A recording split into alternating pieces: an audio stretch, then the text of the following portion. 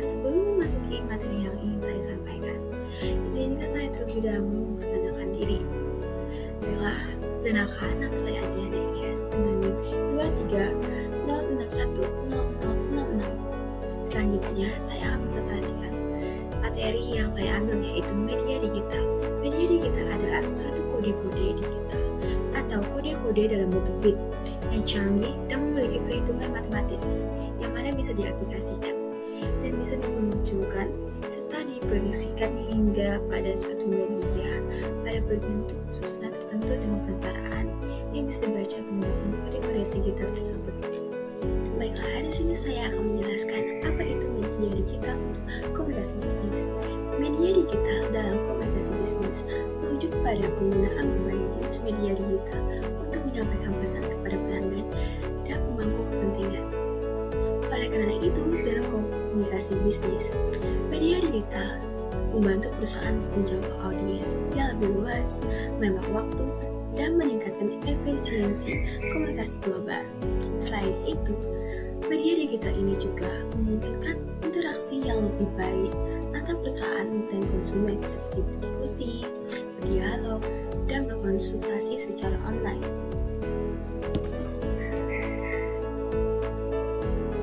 Nah, kemudian ada media digital untuk komunikasi bisnis. Adapun beberapa pilihan media sosial yang sering digunakan, yaitu yang pertama ada email.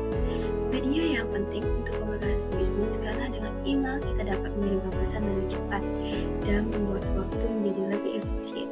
Yang kedua ada IM atau instant messaging yang biasa disebut dengan pesan instan. Nah, pesan ini biasanya dikirimkan dengan singkat yang menawarkan kecepatan yang lebih besar dari email serta sistem pengoperasiannya yang lebih sederhana.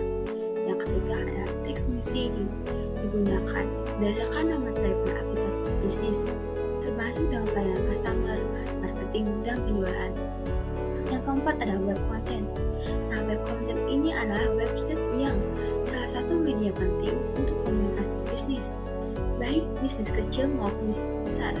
Yang kelima ada podcasting. Podcasting ini adalah untuk menyiarkan video atau audio untuk memperkenalkan bisnis kepada orang banyak dengan jaringan sosial yang telah berkembang dari teknologi yang komunikasi utama. Nah, yang keenam ada tim. Yang ketujuh ada platform sosial. Platform sosial ini dari jaringan publik yang terkenal hingga jaringan internal pribadi yang lebih banyak dikenal orang maupun oleh perusahaan, contohnya Facebook dan Instagram. Yang kedelapan ada information dan media sharing. Informasi dan media sharing ini selain jejaring sosial yang beragam, sistemnya telah direncanakan secara khusus untuk berbagai konten, termasuk situs konten, buatan untuk bagi penggunanya, situs media dan komunitas. Yang sembilan ada wiki. Biasanya, wiki ini bersifat kolaboratif. Situs wiki dapat diperluaskan dan diedit oleh tim dan komunikasi pengguna lainnya.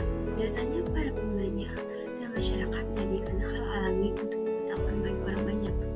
Yang sepuluh ada blogging dan microblogging.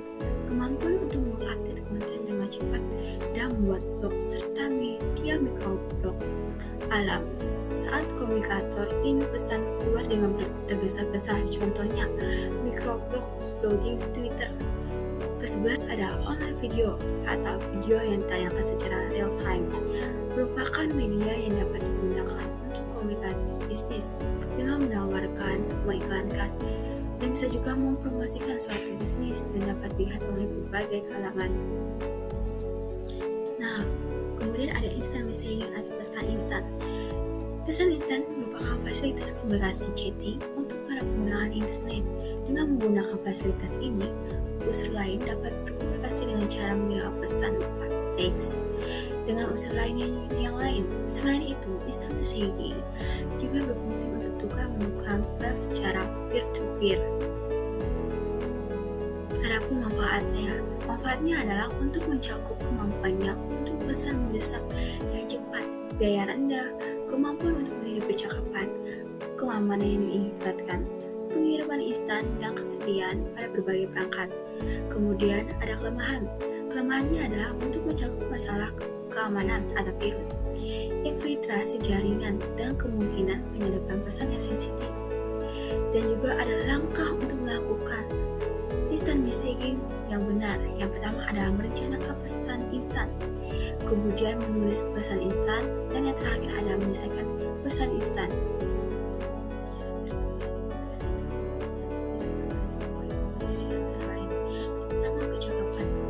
Melalui instant messaging, di dalam IM dapat melakukan IM yang produktif, yaitu harus memperhatikan keamanan dan privasi IM, dan harus mengikuti komponen gue. Kemudian IM harus digunakan secara profesional. Kemudian harus ada etika dan menulis IM. Yang kedua ada komentar dan kritik. Dapat dengan melakukan sharing tentang tips dan berkomentar yang dapat berguna untuk dijadikan alat untuk mengkoreksi komunikasi bisnis menjadi lebih baik. Yang ketiga ada orientasi. Kemampuan menulis yang baik agar pembaca dapat mengerti dan mengetahui pesan yang ingin kita sampaikan. Yang keempat, ringkasan. Kesimpulan dari pesan yang kita sampaikan kepada pembaca. Yang kelima, ada materi referensi. Salah satu keuntungan materi referensi dari internet adalah kita dapat mencari berbagai referensi dari internet tersebut, sehingga membantu kita menuliskan hal-hal yang mungkin belum kita ketahui sebelumnya untuk disampaikan kepada pembaca. Yang keenam, ada cerita atau narasi. Menggunakan teknik bercerita dan merupakan salah satu metode yang dapat berhasil ketika dilakukan komunikasi bisnis yang bertujuan untuk menceritakan pengalaman yang menyangkut bisnis yang ingin kita sampaikan. Yang ketujuh ada pemodal. Nah, pemodal ini pesan yang membuat pembaca tertarik kepada suatu topik. Pemikat sengaja menahan potongan informasi utama sebagai cara untuk menarik pembaca atau pendengar ke dalam cerita atau dokumen lainnya. Yang kedelapan ada pembaruan status dan pengumuman. Nah, status yang ada di media sosial yang digunakan dalam komunikasi bisnis harus senantiasa diperbarui agar pembaca dapat mengetahui dalam perkembangannya terkini dari bisnis kita dan komunikasi menjadi lebih lancar. Dan yang terakhir ada tutorial. Nah, tutorial ini adalah sharing tentang hal yang menulis, memberikan testimoni yang baik agar membuat pembaca mempercayai bisnis yang kita jalani. Email atau surat elektronik adalah suatu sarana untuk mengirim dan menerima surat atau pesan dengan format digital melalui jalur jaringan komputer dan internet. Kemudian konsep dasar email adalah adanya alamat email yang unik untuk setiap penggunanya. Setiap pengguna memiliki sebuah akun email yang terdiri dari username atau nama pengguna yang diikuti oleh simbol @ dan domain email yang menunjukkan alamat server email tempat akun tersebut terdaftar. Jenis email ini tentunya berkolaborasi dengan keperluan penggunanya. Berikut ini jenis-jenis email, yaitu yang pertama ada email bisnis. Email bisnis digunakan untuk keperluan komunikasi di dalam lingkungan kerja, termasuk email yang dikirim antara kolega, atasan, atau klien dalam konteks pekerjaan. Email bisnis ini umumnya memiliki format yang lebih formal dan mengikuti etika bisnis.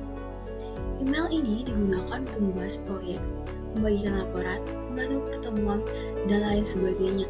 Seperti yang kita ketahui, email saat ini digunakan secara luas sebagai sarana komunikasi di berbagai perusahaan. Atasan biasanya menggunakan email untuk mengirimkan tugas atau dokumen kepada bawahan mereka. Yang kedua ada email pribadi. Email pribadi digunakan untuk berkomunikasi antara individu dalam kehidupan sehari-hari. Email ini dapat berupa pesan pribadi, salam, ucapan selamat, maupun sekedar berbagi informasi dengan teman, keluarga, maupun rekan kerja. Biasanya email pribadi memiliki format yang santai dan informal. Yang ketiga ada email marketing. Email marketing digunakan untuk perusahaan ataupun organisasi untuk mempromosikan produk, layanan, atau acara kepada pelanggan ataupun prospek. Email pemasaran ini dapat berupa penawaran khusus, pengumuman produk baru, newsletter, atau undangan ke acara tertentu. Email ini dirancang untuk menarik perhatian penerima dan mendorong tindakan tertentu seperti pembelian pelanggan dan langganan lainnya. Ada pula langkah-langkah dalam membuat email bisnis, yaitu yang pertama adalah perencanaan pesan email. Dalam perencanaan ini memiliki tujuan yang valid dan terkait dengan bisnis.